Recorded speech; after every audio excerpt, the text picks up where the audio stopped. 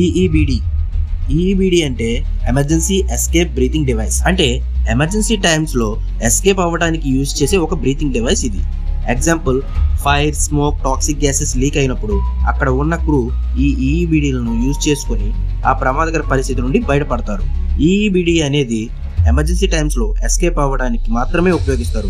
Fire fighting లేదా rescue చేయడానికి దీన్ని యూజ్ చేయకూడదు. స్మోక్ అండ్ టాక్సిక్ గ్యాసెస్ నుండి బయటపడడానికి ఈఈబిడి అనేది చాలా బాగా హెల్ప్ఫుల్ అవుతుంది. ఇంకా సింపుల్గా చెప్పాలి అంటే, షిప్లో ఫైర్ జరిగినప్పుడు స్మోక్లో ఉండే carbon monoxide CO, hydrogen sulphide H2S లాంటి డేంజరస్ గ్యాసెస్ని మనిషి పీలిస్తే ప్రాణాలు కూడా పోవచ్చు. అంత డేంజరస్ గ్యాసెస్ ఇవి.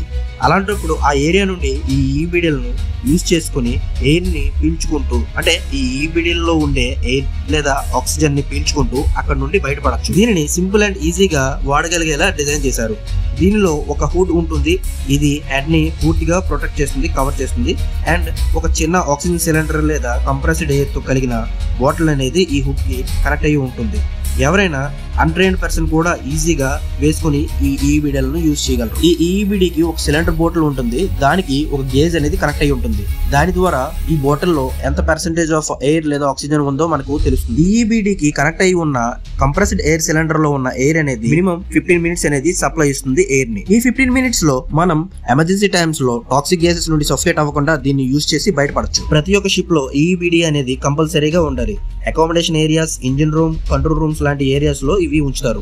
కార్గో షిప్ లో అయితే అట్లీస్ట్ 2 ఈబిడిలు అనేవి అకామిడేషన్ స్పేసెస్ లో అండ్ 1 స్పేర్ ఈబిడి అనేది ట్రైనింగ్ పర్పస్ కోసం క్యారీ చేయాల్సి ఉంటుంది. Compressed air cylinder, pressure gauge, hood లేదా ఫేస్ మాస్క్, డిమాండ్ వాల్వ్ అనేవి ఈ ఈబిడిలో మెయిన్ ఇంపార్టెంట్ పార్ట్స్. వీటికి మంత్లీ ఇన్స్పెక్షన్ అనేది ఉంటుంది.